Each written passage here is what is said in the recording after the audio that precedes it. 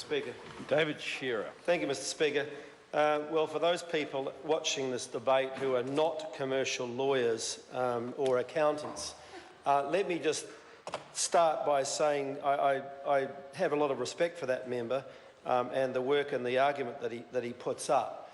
But this House, part of the role of this House, and certainly of the opposition, is to scrutinise bills, and particularly those members' bills, and to look at them as to whether they will enhance or in some ways assist and make New Zealand a better place. So this is a bill that I just get the sense that it is a solution looking for a problem. I really have not or cannot find any real problem out there that people have identified that means that the House's time should be taken up with this change in this bill. What I have found when I looked around is the Consumer Guarantees Act, the amendment which has been suggested by the New Zealand Initiative on page 16, which is one of their things that they've put forward. And it seems to me, sir, that this is more about trying to, in a sense, limit consumers' rights and enhance the rights of lenders, and particularly finance companies, rather than do what I believe is the right thing to do, which is to stand up and look after consumers. So, sir, I have a problem here. So I suggest that perhaps what this member has been given is one of those bills when you come into Parliament and somebody says, here's a member's bill, put it in the ballot, and unfortunately for Dr. Shane Reddy, it got drawn out, and then he has to get passionate about it, lie awake at night and worry about it, when in fact, sir, it doesn't seem to me to be something that you need to be worried about at all. Look, the guts of this bill, sir, is really that if I go out and buy a good and I need finance and I arrange for finance through the seller of that good, that's linked together. The person who is the lender, if you like, and the seller together, and Shane Reddy's bill doesn't change, as I understand it, that relationship. But if the lender is a different organisation, which is out there, and I have a problem with that good, I buy a good from, I don't know, Dick Smith, for example.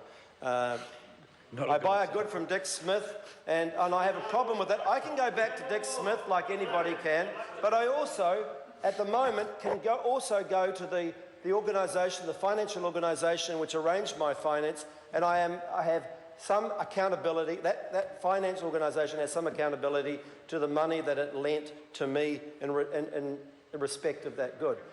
Dr. Retty wants to take away that degree of compliance and accountability. Take that away. So, as a consumer, am I better off or worse off? I'm actually worse off because I have less ability to seek redress for a faulty good. And if that company, for example, goes under, I'm left, and the good is still faulty, I am left still paying the finance company for that good that is no longer of any use to me. So suddenly I'm in a very difficult position. I have a good that's useless, I have a manufacturer or a seller which cannot give me any redress, and my finance company is demanding that I still continue to pay the bill, and that finance company is left completely off the hook. That's how I see this bill, in words of one syllable or less, rather than the account that we just heard from Dr. Reddy. So for that reason, and I'm willing to be proven otherwise, for that reason, I believe it is something which is, one, not really a problem, two, it's ideologically driven, and three, I don't think that it lives up to protecting the consumer, as Dr. Reddy says, in terms of the change that is necessary.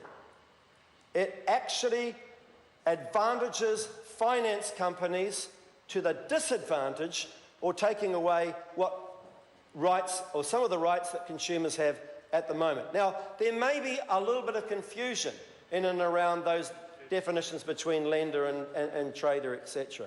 But that's not insurmountable. But what we are doing with this bill is taking away some of those rights that consumers have. And I believe that, sir, that is wrong. So, secondly, it also does a couple of other things. I mean, I think it introduces a degree of vagueness. Let me give you perhaps another example. Car dealerships often have their own financing. I'm unsure about how a franchise relationship would affect the mix. So if I buy a car from a Hyundai franchise using Hyundai Finance, this may not be a related party transaction. In other words, although it seems to be related in terms of the car that I'm buying and the organisation that's there, the franchising makes that rather vague. So actually, sir, rather than introducing greater clarity, as Dr. Reti is suggesting, it actually introduces a greater degree of confusion. There's a third reason, sir, why I think we should oppose this, and that's what's often referred to as the Henry VIII clause, and that is bringing through Parliament issues which should be resolved by Parliament by statute rather than by regulation. And the definitions that Dr. Reti is using is within the accountancy the accountancy bill here, which is the IAS 24, means that the definition is not explicit in this bill, but in other words is being brought in by another means. So it's not good form and it's not good practice, and that's why, sir, it was called the Henry VIII bill, because Henry VIII changed things according to what he wanted to do rather than actually taking it through the proper process. But I come back to the main point that I made at the beginning. This is a bill which will disadvantage and take away some of the protections that consumers currently enjoy when they buy goods, the goods turn out to be faulty, and they take them back. If the trader or the manufacturer is incapable, or for whatever reason, for not being able to give the consumer satisfaction in terms of a replacement or a payment or whatever, the consumer at the current time has the ability to go to that finance company which financed that good, if in fact that was what the consumer did, just to get financing. And if that financing company is disassociated with the seller, is not linked to the seller at all, then that finance company, sir, has at the current time has a responsibility to give some redress to the consumer. Under Dr. Reti's new bill, that link will be cut. Now, I actually believe that if you're a finance company or you're lending money to a consumer, there is a right of doing due diligence and looking at the ability of the lender, the borrower to pay, looking at what that borrower is wanting to buy with the money that they're lending. I actually think that's good practice. And what we're doing here is letting the finance company completely off the hook. I believe, sir, that that is not good practice. It's not advancing consumer guarantees and consumer protections, which, as Dr. Reti says, this purports to do. And in fact, it takes some of that away. And it's for that reason, sir, I'm sure that it will pass because I'm sure that he'll have the numbers in the House. But it's for that reason, sir, that we are not supporting this bill.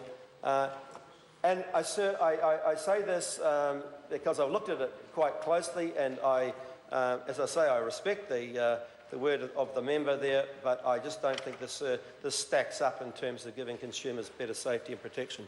Thank you.